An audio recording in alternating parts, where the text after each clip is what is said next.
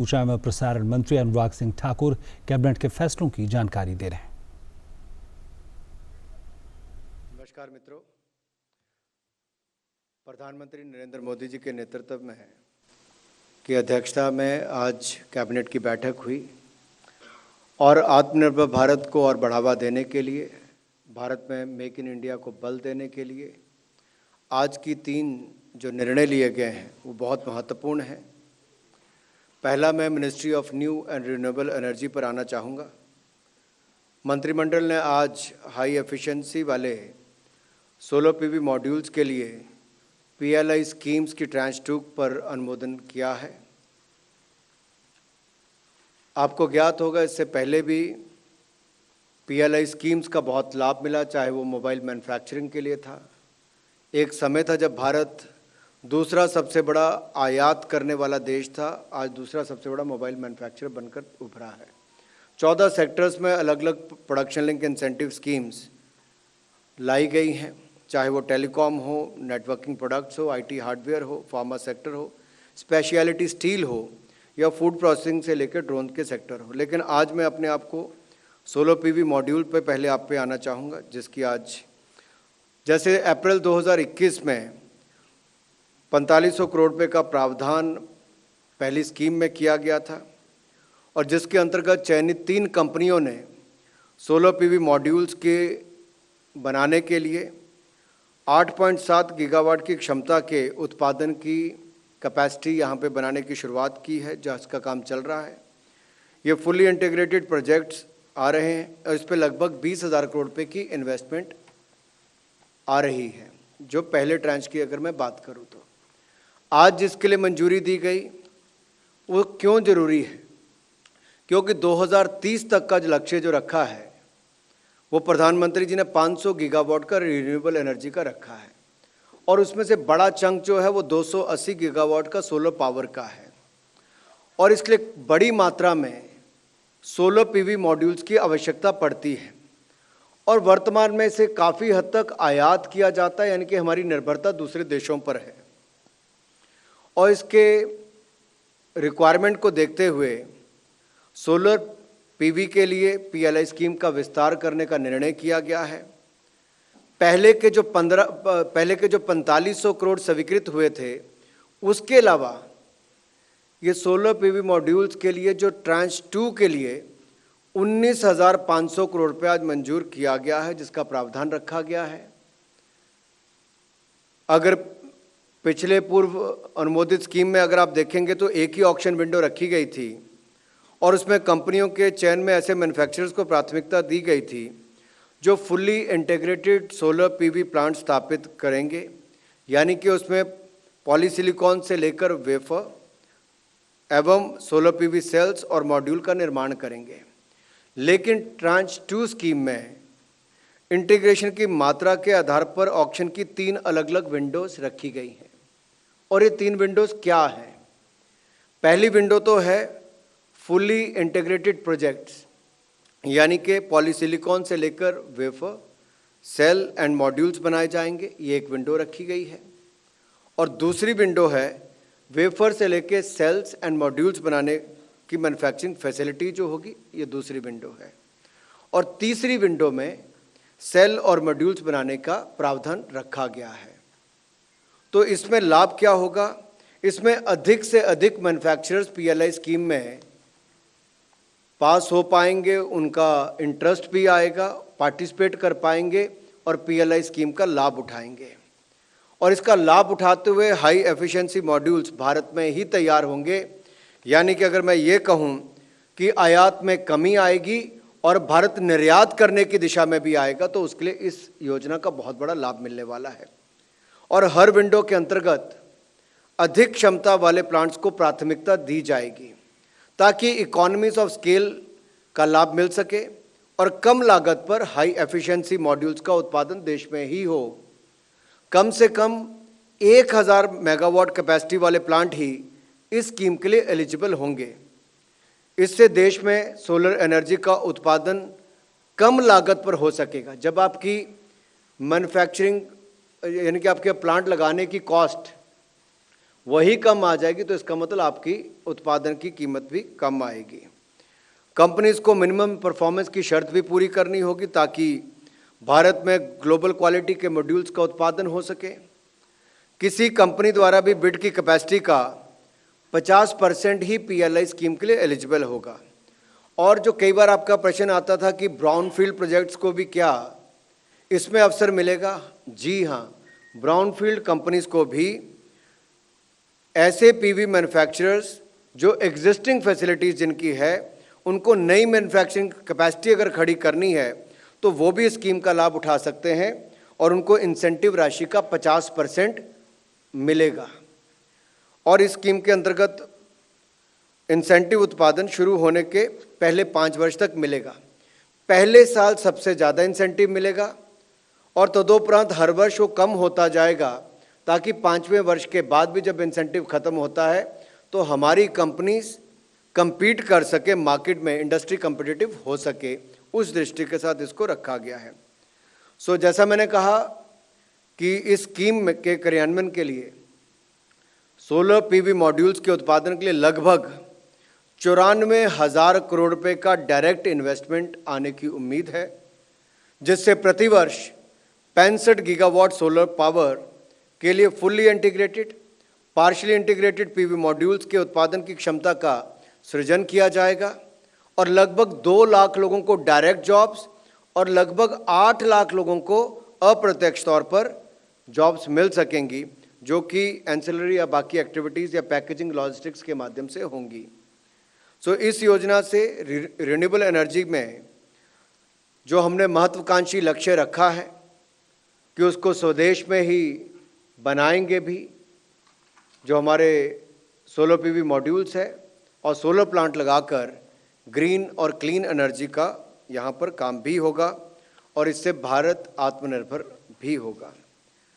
दूसरा,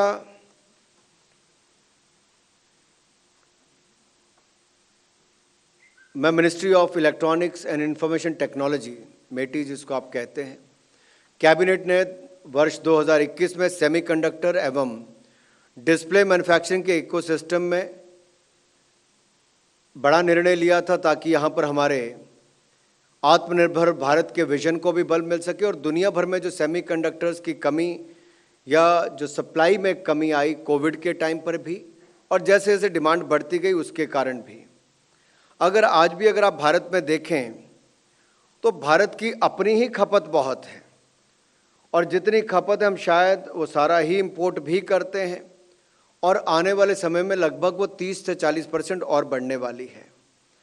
तो प्रधानमंत्री जी के आत्मनिर्भर भारत के विजन के तहत इलेक्ट्रॉनिक सिस्टम डिज़ाइन और मैन्युफैक्चरिंग को बढ़ावा देने तथा सेमीकंडक्टर मैन्युफैक्चरिंग के इकोसिस्टम को विकसित करने के लिए ये प्रोग्राम अनुमोदित किया गया था, जिसके अंतर्गत सेमीकंडक्टर फैब्रिकेशन प्लांट्स, जिसको हम सेमीकंडक्टर फैब्स भी कहते हैं, दूसरा डिस्प्ले फैब्स और तीसरा कंपाउंड सेमीकंडक्टर एंड पैकेजिंग तथा सेमीकंडक्टर डिज़ाइन के लिए फाइनेंशियल इंसेंटिव दिए जाने का प्रावधान है। इसके साथ साथ जो हमारी सेमीकंडक्टर लेबोरेटरी के मॉडर्नाइजेशन और इंडिया सेमीकंडक्टर मिशन का प्रावधान भी है।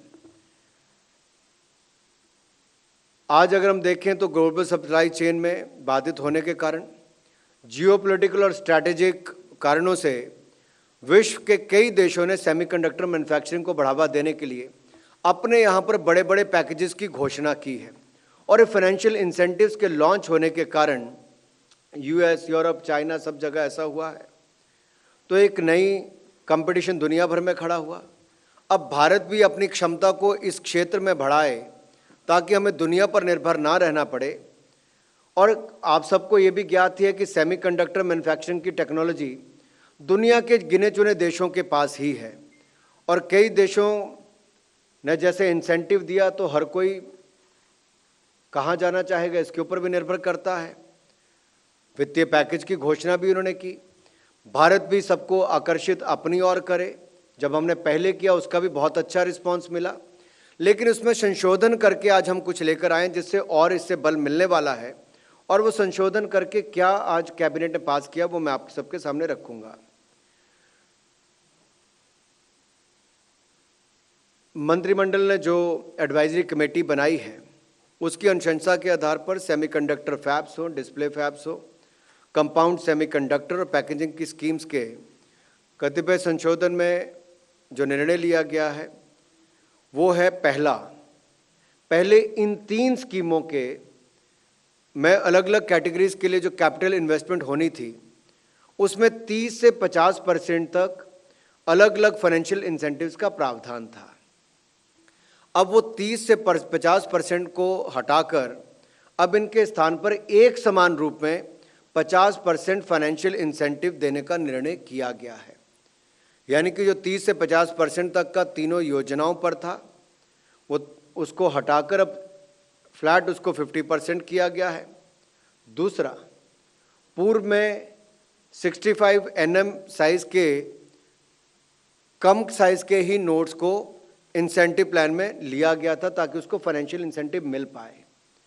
तो अगर किसी ने आना था तो 65 NM साइज से कम साइज वाले ऐसे सेमीकंडक्टर्स बनाने के लिए ही वो देश में आते, नोट्स बनाने के लिए आते।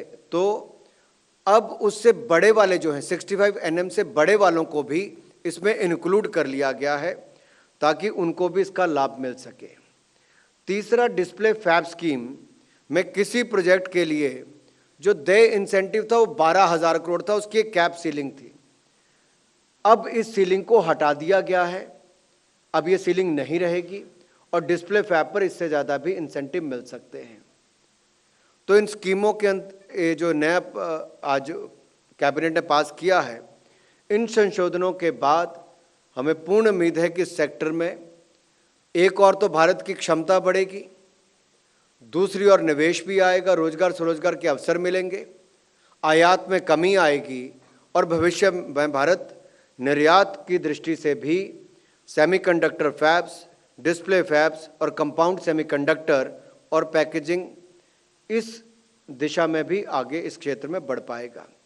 2026 तक सेमीकंडक्टर की कुल खपत 80 अरब डॉलर के पार कर चुकी है और 2030 तक ये लगभग 110 बिलियन डॉलर पार होने की उम्मीद है।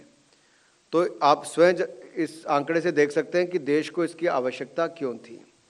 तीसरा विषय जो है वो हमारा नेशनल लॉजिस्टिक पॉलिसी को लेकर है। हाल ही में माननीय प्रधानमंत्री जी ने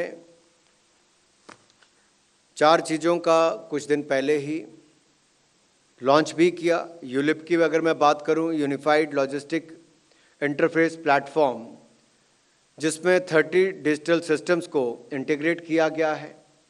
इससे लॉजिस्टिक्स के क्षेत्र में डिजिटल टेक्नोलॉजी का लाभ भी मिलेगा और ईज़ ऑफ डूइंग बिजनेस को बल भी मिलेगा। दूसरा, ई-लॉक्स की मैं बात करूं तो ईज़ ऑफ लॉजिस्टिक सर्विसेज, ये भी इंडस्ट्रियल ग्रीवियंस रिड्रेसल सिस्टम के लिए बनाया गया है ताकि इंडस्ट्री को इसका लाभ भी मिले, ऑनलाइन ये सुविधा उपलब्ध होगी। और इसमें एक ग्रुप भी बनाया गया है सर्विस का जो इसको विशेष तौर पर देखेगा ताकि इस क्षेत्र में अगर कुछ कमी आती है तो उसको भी पूरा किया जाए, कुछ रुकावटें आती हैं। ई बुक ऑन स्टैंडर्डाइजेशन, जो वेयरहाउस और फिजिकल एसेट्स की स्टैंडर्डाइजेशन जो दुनिया भर में ग्लोबल स्टैंडर्ड्स हैं उसके अनुरूप बनाया जाए, उसको भी लॉन्च किया था। और आईगॉट के माध्यम से कैपेसिटी बिल्डिंग का काम, जो हमारा कैपेसिटी बिल्डिंग कमीशन है, वो भी कर रहे हैं और हमारा स्किल मंत्रालय के माध्यम से स्किल डेवलपमेंट का काम भी इसमें किया जा रहा है। और 14 राज्यों ने अब तक अपनी पॉलिसी बना ली है और ये जो हम 13 और ऐसे राज्य हैं जो पॉलिसी बनाने की दिशा में आजकल काम कर रहे हैं। जैसा आपने देखा होगा कि विगत कुछ वर्षों में नेशनल रेल प्लान हो, भारतमाला, सागरमाला जैसी वृहद परियोजनाओं के माध्यम से लॉजिस्टिक इंफ्रास्ट्रक्चर का विकास किया गया है और जीएसटी, कस्टम्स वगैरह ने भी महत्वपूर्ण रिफॉर्म्स अपने अपने क्षेत्रों में लाए हैं ताकि एक्सपोर्ट में, जहां एक और कॉस्ट रिडक्शन हमारे ट्रांसपोर्टेशन के माध्यम से और लॉजिस्टिक की कॉस्ट कम आए, वहीं पर पोर्ट पर भी समय कम लगे, चाहे वो कस्टम्स की बात हो या जीएसटी की, बाकी फाइनेंस डिपार्टमेंट की बात हो। और नेशनल लॉजिस्टिक पॉलिसी भी तैयार की गई इन इनिशिएटिव्स को देखते हुए जो टेक्नोलॉजी पर आधारित है, इंटीग्रेटेड है, कॉस्ट एफिशिएंट है और रिलायबल लॉजिस्टिक इकोसिस्टम विकसित किए जाने की दिशा में एक बड़ा कदम है। एनएलपी के अंतर्गत ये लक्ष्य रखा गया है कि वर्ष 2030 तक लॉजिस्टिक कॉस्ट में ग्लोबल बेंचमार्क के अनुरूप कमी लाई जाए तथा भारत को world logistic performance index ranking में टॉप 25 में लाकर खड़ा किया जाए। 2018 में जब लास्ट रैंकिंग आएगी तो भारत का रैंक 44वें नंबर पर था और हमने लक्ष्य रखा है कि हम इसको तेज़ी से आगे बढ़ेंगे।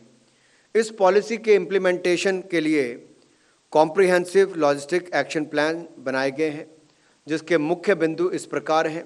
इसके कुल 8 कंपोनेंट हैं, मैं 8 के 8 आपके सामने रख रहा हूँ। यूनिफाइड लॉजिस्टिक्स इंटरफेस प्लेटफॉर्म के द्वारा विभिन्न एजेंसीज के लॉजिस्टिक्स रिलेटेड पोर्टल को एक प्लेटफॉर्म पर लाया जाएगा, ये पहला है। दूसरा, सिंगल डॉक्यूमेंटेशन सिस्टम के लिए सिक्योर्ड लॉजिस्टिक्स डॉक्यूमेंटेशन एक्सचेंज बनाया जाएगा ताकि बिजनेस को एक ही बार इलेक्ट्रॉनिकली अपने डॉक्यूमेंट्स अपलोड करने के बाद बार बार अलग एजेंसीज को डॉक्यूमेंट देने की आवश्यकता ना पड़े। तीसरा, सप्लाई चेन्स की स्ट्रेंथनिंग के द्वारा इन्वेंट्री कॉस्ट को कम किया जा सके। स्टोरेज एवं कैरेज संबंधी इंफ्रास्ट्रक्चर के स्टैंडर्डाइजेशन एवं सेवाओं को बेंचमार्किंग द्वारा इंटरऑपरेबिलिटी को बढ़ाया जाएगा। चौथा, national trade facilitation action plan द्वारा एक्सपोर्ट इंपोर्ट लॉजिस्टिक्स को इम्प्रूव किया जाएगा। पांचवा, एक सर्विस इम्प्रूवमेंट ग्रुप बनाया जाएगा जो लॉजिस्टिक्स से संबंधित प्रक्रियाओं और रेगुलेशंस में सुधार लाने का कार्य करेगा। लॉजिस्टिक्स इकोसिस्टम के यूजर्स को सुविधाएं दी जाएंगी कि वे ease of logistics services platform पर रजिस्टर कर अपने इश्यूज का समाधान करा सकें। छठा, पीएम गति शक्ति के अनुरूप एफिशिएंट लॉजिस्टिक्स के सेक्टोरल प्लान क्रियान्वित किए जाएंगे। और सातवां, मल्टी मॉडल लॉजिस्टिक्स पार्क्स विकसित किए जा सकते हैं। मित्रों, शहरों और राज्यों के लॉजिस्टिक्स के सुधार के लिए शहर और राज्य स्तरीय योजनाएं बनाई जाएंगी और राज्यों से इनकी चर्चा भी चल रही है और राज्य द्वारा इसे क्रियान्वयन की मॉनिटरिंग की जाएगी। लॉजिस्टिक्स इंडेक्स पर logistics ease across different states द्वारा राज्य की रैंकिंग की जाएगी ताकि उनमें स्वस्थ प्रतिस्पर्धा की भावना उत्पन्न हो। और जैसा मैंने पहले कहा, लॉजिस्टिक्स परफॉर्मेंस इंडेक्स में भारत की रैंकिंग में सुधार लाने के लिए लास्ट माइल कनेक्टिविटी हो या ग्राउंड लेवल ऑपरेशंस हो या ग्राउंड लेवल इंफ्रास्ट्रक्चर सुविधाओं को बेहतर बनाया जाएगा। इस दिशा में हर कदम उठाया जाएगा ताकि रैंकिंग में सुधार भी हो और हमारे देश से निर्यात भी बढ़ सके। स्किल डेवलपमेंट द्वारा लॉजिस्टिक्स स्किल काउंसिल द्वारा हमारे युवाओं को ट्रेनिंग देकर प्रशिक्षण भी दिया जाएगा। इससे जहां ओवरऑल कुल मिलाकर लॉजिस्टिक्स कॉस्ट की कमी आएगी, लॉजिस्टिक्स की एफिशिएंसी बढ़ेगी, भारतीय उद्यम एवं प्रोडक्ट्स की कम्पिटिटिवनेस में सुधार होगा और देश में इकोनॉमिक एक्टिविटी को बल मिलेगा और मेक इन इंडिया को बल भी मिलेगा। और जब ये इकोनॉमिक एक्टिविटीज़ के बढ़ने तथा मैन पावर की स्किलिंग होने से देश में एम्प्लॉयमेंट अपॉर्चुनिटीज़ और बढ़ेंगी। जैसा 4 इसके पहलू देखे जाएं तो पीएम गति शक्ति के इंफ्रास्ट्रक्चर के तो हमने अलग अलग बातों पर पहले कहा ही था। जो 3 नेशनल लॉजिस्टिक्स पॉलिसी के अंतर्गत कवर होती हैं वो एक वेयर हाउसिंग, दूसरा इन्वेंट्री मैनेजमेंट और तीसरा सिस्टम एंड रेगुलेशन। इन तीनों का यहाँ पर ध्यान रखा गया है नेशनल लॉजिस्टिक्स पॉलिसी 2022 में। इस तीनों विषयों पर, क्योंकि तीनों महत्वपूर्ण विषय हैं और आपके कई प्रश्न इस पर होंगे, जो भी आपके प्रश्न हैं आप एक एक करके पूछ सकते हैं।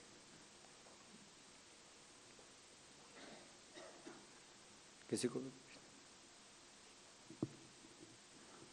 सर मैं लक्ष्मण हुसैन, हमारे बीच में दोनों तीनों विभाग के सचिव भी हैं, आपके मन में जो प्रश्न हो। सर मैं लक्ष्मण हुसैन भी आवाज़ से, मेरा सवाल सेमीकंडक्टर पीएलआई स्कीम में जो बदलाव किया गया इसको लेकर के है। सेमीकंडक्टर इंसेंटिव स्कीम में, सॉरी, इसमें 2 बदलाव किए गए हैं। एक 65 nm नोड्स की सीमा जो है उसको हटा दी गई है। इसको हटाने के पीछे क्या वजह है? दूसरा, 12,000 करोड़ रुपए के अधिकतम इंसेंटिव किसी एक यूनिट को दी जाएगी, इस सीमा को भी हटाई गई है। क्या इससे ये डर नहीं है कि किसी एक कंपनी को ज़्यादा पैसा चला जाएगा, ज़्यादा प्लेयर नहीं आ पाएंगे? सबसे बड़ा डर तो ये है कि हमें दुनिया के ऊपर निर्भर हैं। आज अवेलेबिलिटी कितनी है दुनिया में? दुनिया भर के देशों के संकट से गुजरना पड़ रहा है कि चाहे सेमीकंडक्टर की बात हो, डिस्प्ले फैब्स की बात हो, और या कंपाउंड सेमीकंडक्टर और पैकेजिंग की बात हो। इन सभी में ही दुनिया भर में शॉर्टेज है। आप एक इंडस्ट्री से कई इंडस्ट्री तक देखेंगे, बड़ी वजह यह भी है सप्लाई चेन में।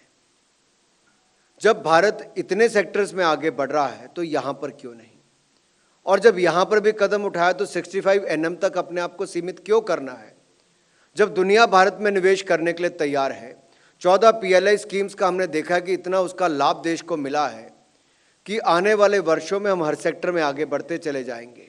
तो उस दिशा में ही 65 nm की जो सीलिंग थी कि उससे नीचे ही करना है, उससे भी बाहर निकलकर 65 nm के साइज से आगे भी बढ़कर हम कर सकते हैं, ताकि किसी के ऊपर निर्भर ना रहना पड़े, आत्मनिर्भर हम हो। और 12,000 करोड़ की इसलिए लक्ष्मण जी मैं कहना चाहता हूं, इसमें इन्वेस्टमेंट का साइज तो देखिए कितना है। गिने चुने प्लेयर्स हैं और दुनिया भर के देश उनको अपनी ओर बुलाना चाहते हैं। लेकिन भारत में एक अपनी डोमेस्टिक मार्केट भी बढ़ी और भारत में जो मैन्युफैक्चरिंग कैपेसिटीज की कैपेबिलिटी भी है और एबिलिटी तो है ही है। तो मुझे लगता है उसकी क्षमताओं को और बढ़ाने के लिए जब इन्वेस्टमेंट आएगी तो रोजगार भी होगा और यहाँ से निर्यात के अवसर भी मिल पाएंगे। हमारी अपनी भी बहुत बड़ी रिक्वायरमेंट है।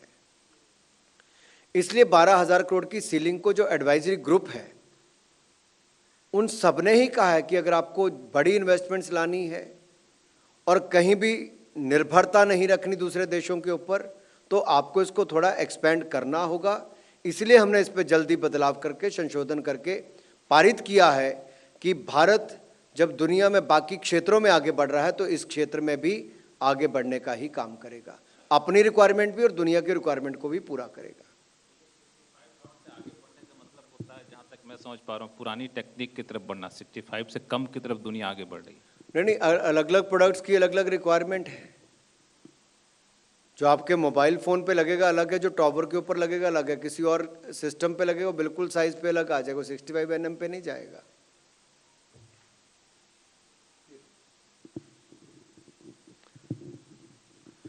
मेरा सवाल वैसे हमारे कंसर्न मंत्रालय से भी आए हैं अधिकारी, उनको आप ऊपर बुला सकते हैं अगर कुछ और ऐड करना है तो। एक चेयर और दीजिए ऊपर, अगला क्वेश्चन ले सकते हैं तब तक। सर, मेरा नाम प्रकाश प्रियदर्शी है, ईटी नाउ स्वदेश से। मेरा सवाल लेमेनारी सेक्रेटरी से है। जिस PLI स्कीम की घोषणा की गई है उसमें इक्विपमेंट मैन्युफैक्चरिंग की साइज़ क्या होगी, कितनी कैपेसिटी आप ऐड करेंगे? दूसरा, कौन सी स्कीम की? सोलर PV मैन्युफैक्चरिंग के लिए। दूसरा, पहले जो फेज का जो स्कीम था उसमें क्या मैन्युफैक्चरिंग शुरू हो गई है, और हुई है तो उसमें कितना कैपेसिटी अभी ऐड हुआ है? पहले जो स्कीम लाए थे वो हम 4,500 करोड़ रुपए की थी और उसमें 8.7 गीगावाट तक की क्षमता वाले 3 ऐसी कंपनीज अभी तक काम कर रही हैं जो चयनित हुई थी, और उनके माध्यम से लगभग 20,000 करोड़ रुपए की इन्वेस्टमेंट इसमें आ रही है। लेकिन जो भारत की रिक्वायरमेंट है 500 मेगावाट, जो हम रिन्यूएबल एनर्जी की बात करते हैं उसमें 280 मेगावाट तो हमें सोलर एनर्जी में चाहिए। तो सोलर PV मॉड्यूल्स आज भी भारत में अधिकतर इंपोर्ट ही हो रहे हैं, आयात हो रहे हैं। तो हम लोकली उसकी मैन्युफैक्चरिंग भी करें तो 65 गीगावाट के लगभग हमें अपनी क्षमता को खड़ा करना होगा। उसके लिए हमने 19,500 करोड़ रुपए की ये योजना लेकर आए हैं, जिसके अंतर्गत आप ये सारी जो फुल्ली इंटीग्रेटेड प्रोजेक्ट जिसकी मैंने पहले बात कही, जिसमें आपके पॉलीसिलिकॉन से लेकर वेफर, सेल्स और मॉड्यूल्स ये चारों बनाए जाएंगे।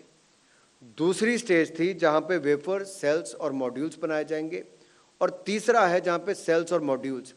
तो जिस कंपनी की जो क्षमता है वो उस हिस्से में अपने आप को, यानी कि जो भी ऑप्शन 3 है उसमें अपने आप को अप्लाई कर सकती है, वहां पे इंसेंटिव लेकर अपनी क्षमता खड़ी कर सकती है।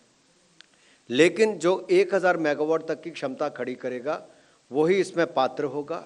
और जो ग्रीनफील्ड के हमारे प्रोजेक्ट हैं वो भी इसमें आ सकते हैं। बस बात इतनी है कि जब वो अपनी क्षमता इसमें और बढ़ाएंगे तो उनको 50% तक का इंसेंटिव, इसमें फाइनेंशियल इंसेंटिव मिलेगा।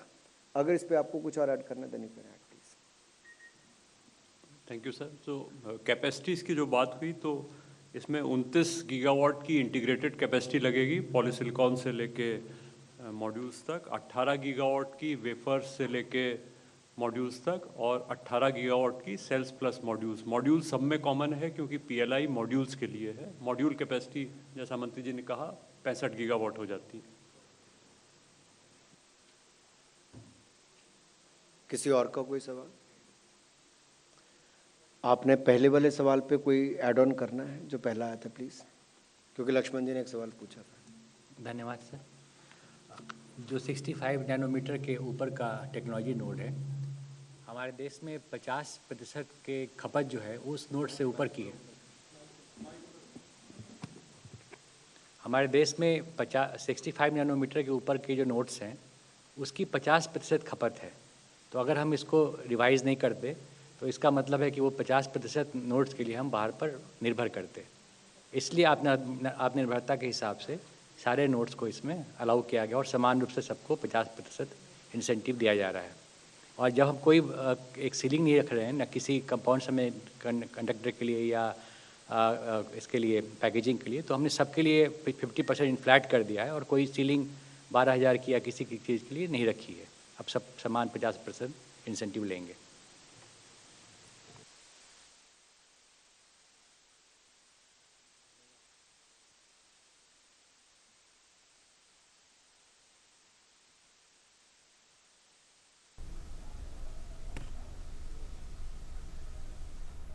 तो अब देख रहे थे सीधा प्रसारण। कैबिनेट के फैसलों की जानकारी दे रहे थे सूचना और प्रसारण मंत्री अनुराग ठाकुर। उन्होंने आत्मनिर्भर